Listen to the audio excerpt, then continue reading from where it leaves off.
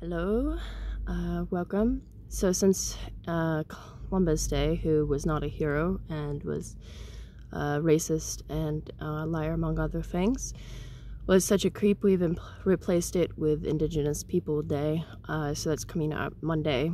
So my earrings are to honor Indigenous people today, so I'm going to make a short dance video for that today.